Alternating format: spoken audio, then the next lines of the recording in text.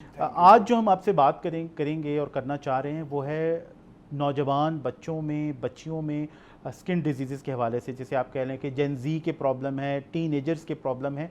तो एक तो वो प्रॉब्लम्स हैं क्या स्पेसिफिकली इस एज ग्रुप के अंदर, और वो क्यों हैं? लेकिन बड़ा अच्छा आपने आज टॉपिक सेलेक्ट किया, क्योंकि ये हमारी जो यंग जनरेशन है, स्पेशली जेन जीज ना, तो वो इस चीज़ के ऊपर फोकस नहीं है। सबसे बड़ा जो इशू आ रहा है इस वक्त जेन जीज में, वो आ रहा है उनका डाइटरी इनटेक। उनकी जो डाइट है, आप देखें कि हमारे जो इवन कि हमारे अपनी फैमिली में जो बच्चे हैं वो ज़्यादा शिफ्ट हो गए हैं जंक फूड के ऊपर। अब जंक फूड में या इस तरह की जो हाई कार्बोहाइड्रेट जो डाइट्स हैं, उनके लेने से क्या होता है कि उनकी बॉडी में चेंजेस आना शुरू हो गए हैं। और स्पेशली लड़कियों में ये प्रॉब्लम आ गया है कि उनमें वेट बढ़ जाता है। वेट बढ़ने की वजह से उनमें हार्मोनल चेंजेस आती हैं। हार्मोनल चेंजेस होने की वजह से फिर फेस के ऊपर बाल आ जाते हैं, बाल गिरना शुरू हो जाते हैं, पिंपल्स निकल आते हैं। और साथ ये है कि उनके जो है आवाज़ भारी हो जाती है। तो ये डिफरेंट सिम्टम्स आते हैं। ये सिर्फ जो सबसे बड़ा फैक्टर इसमें रोल प्ले कर रहा है वो उनकी डाइटरी इंटेक्स है और डाइटरी हैबिट्स हैं। अच्छा, यहाँ पे यानी जो डाइटरी इंटेक्स हैं और डाइटरी हैबिट्स हैं, वो जिस तरह से आपने बताया कि फेस पे बाल आ जाते हैं, आवाज़ चेंज हो जाती है, तो ये तो लग रहा है कि ये डाइट जो है हमारी हमारी जो जिस्म के अंदर हार्मोन्स हैं उसको इफेक्ट कर रही है। बिल्कुल ऐसा ही है। जो डाइट है वो हमारी हार्मोन्स को इफेक्ट करती है। डाइट इस तरह की डाइट लेने से क्या होता है कि वेट गेन होता है। वेट गेन होने की वजह से हार्मोनल इम्बैलेंस होता है और वो ये जाके सारी चेंजेस करता है कि फेशियल हेयर आ जाते हैं, जो सर के बाल हैं वो गिरना शुरू हो जाते हैं। ये मैं यंग गर्ल्स की बात कर रहा हूँ। और इसी तरह से होता है कि ये आवाज़ भारी हो जाती है। तो फिर फर्दर हम ट्रीटमेंट की तरफ और जाते लड़कों हैं। में लड़कों में जो होता है, लड़कों में वेट गेन का प्रॉब्लम आता है जो उसमें, लेकिन उसमें इस तरह यानी के इस इश्यूज किस्म नहीं की आते। चीज़ें इस लेके जो तरह के बबलू इश्यूज, बबलू बच्चे हाँ हैं वो हाँ, फिर उनमें वेट का प्रॉब्लम ज़रूर आता है लड़कों में। उनमें पिंपल्स भी निकलते हैं। लेकिन उनमें दूसरे वाले प्रॉब्लम जो हार्मोनल इम्बैलेंस होता है, या फिर ये कि उनकी उनमें आवाज़ भारी होती है, या फेस के ऊपर बाल। देखिए, फेस के ऊपर बाल आना लड़कों में एक नॉर्मल फीचर है, और लड़कियों के अगर फेस पे बाल आ जाए तो ये एबनॉर्मल फीचर है। तो इसलिए फिर हम उसको फर्दर ट्रीटमेंट की तरफ जाते हैं। लेकिन जो फर्स्ट लाइन एडवाइस है वो ये है कि अपनी डाइटरी हैबिट्स ठीक करेंगे तो इस प्रॉब्लम में आएंगे ही नहीं। तो कोशिश करें कि प्रिवेंशन में आएँ और इस चीज़ से बचें, ताकि फर्दर ट्रीटमेंट की तरफ और फर्दर कॉम्प्लिकेशन की तरफ हम अच्छा ना डॉक्टर जाएं। साहब, आपने जिक्र किया डाइट का जिक्र किया, तो डाइट में हम ठीक है, कार्बोहाइड्रेट्स बहुत ज़्यादा जा रही हैं, प्रोटीन्स नहीं जा रही, विटामिन्स नहीं जा रहे। आम जुबान के अंदर आप कह लें कि फ्रेश फूड जो है वो नहीं ले रहा, सैलड्स नहीं खा रहे बच्चे, फ्रूट्स नहीं खा रहे। और उसके बजाय एक बहुत इंपॉर्टेंट फैक्टर है वो है यूपीएफ, यानी कि अल्ट्रा प्रोसेस्ड फूड का।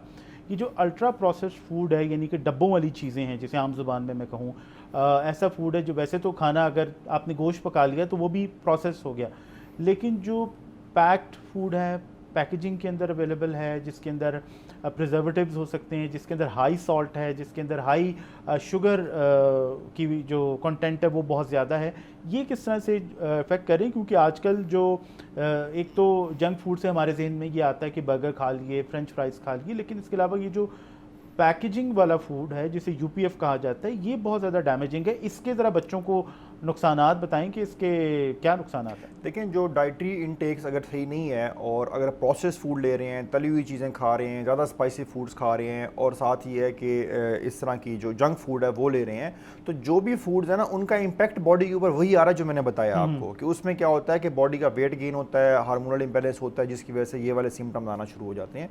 लेकिन पॉइंट ये है कि जो बच्चों को रिकमेंड करने की ज़रूरत है, या फिर फैमिलीज़ को बताने की ज़रूरत है, तो कोशिश करें कि फ्रेश चीज़ों की तरफ जाएँ।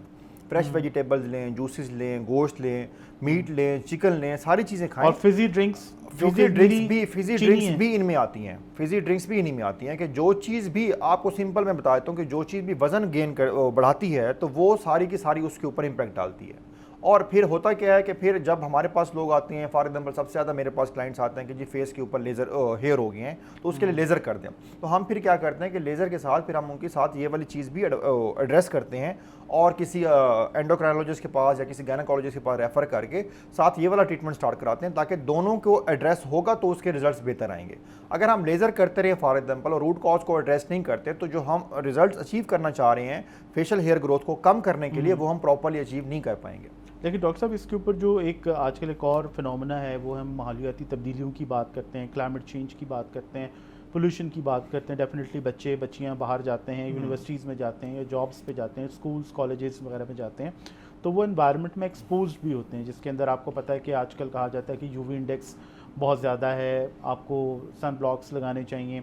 तो जो इस किस्म की चीज़ें हैं, यानी कि जो एनवायरमेंटल फैक्टर्स हैं, वो किस हद तक इसके ऊपर असरअंदाज होते हैं? क्योंकि लड़कों से या बच्चों से, इवन बच्चियों से भी हम तो यही तवक्को करते हैं, और हमने बचपन में भी देखा है कि स्कूल जाते हैं, कॉलेज जाते हैं, उसके बाद सब आके कोई ना कोई जोर दिया जाता है, इवन स्कूल्स में भी, यूनिवर्सिटीज़ में भी, कि आपको कोई ना कोई फिजिकल एक्टिविटी करनी चाहिए, स्पोर्ट्स में जाना चाहिए, कोई कम से कम वॉक कर लें, जॉगिंग कर लें। तो जब ये सब चीज़ें होंगी तो आप एनवायरनमेंट में एक्सपोज तो होंगे।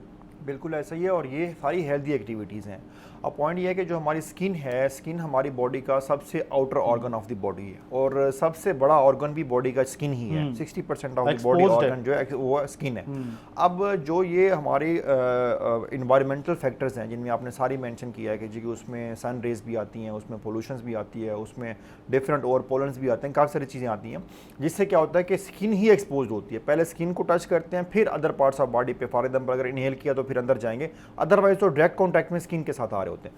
अब जो सबसे बड़ा डैमेजिंग फैक्टर है हमारी स्किन के लिए वो सन रेज हैं। सन रेज में अल्ट्रावायलेट रेज होती हैं, जो कि स्किन में दो बड़ी चीज़ें कॉज करती हैं, वो मैं आपको एक्सप्लेन करता हूँ।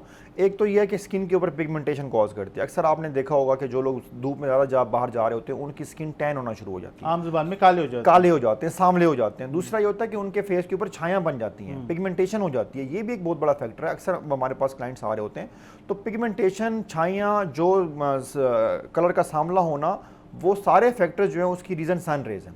सन रेज में अल्ट्रावायलेट रेज होते हैं जो कि स्किन की हेल्थ को डैमेज करते हैं। लेकिन फिर हम सन को कैसे अवॉइड कर सकते हैं? पाकिस्तान जैसे मुल्क सन को अवॉइड करना ज़रूरी नहीं है, सन में प्रोटेक्शन करना ज़रूरी है। सन ब्लॉक यूज़ करें आप, और रेगुलर बेसिस पे यूज़ करें। और दूसरी बात है कि जब आप बाहर जा रहे हैं तो कोशिश करें कि डायरेक्ट सन रेज आपके फेस के ऊपर ना पड़े।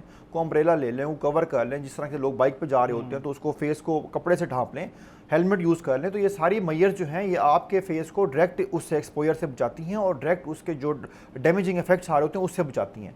एक फैक्टर ये है कि वो टैनिंग करता है या पिगमेंटेशन करता है, छायां बन जाती हैं। दूसरा ये है कि आपकी स्किन की इलास्टिसिटी लूज होती है, और स्किन के ऊपर एजिंग साइन आना शुरू होते हैं, स्किन के ऊपर रिंकल्स बन जाते हैं। आप अक्सर देखें कि जो लोग ज़्यादातर धूप में काम करते हैं तो उनमें जल्दी एजिंग साइन आ जाते हैं। उनके अगर एज फॉर एग्जाम्पल 30 है, 35 है, तो वो 50-55 के करीब लग रहे होते हैं अपने फेशियल एक्सप्रेशन की वजह से या अपने फेशियल लुक की वजह से।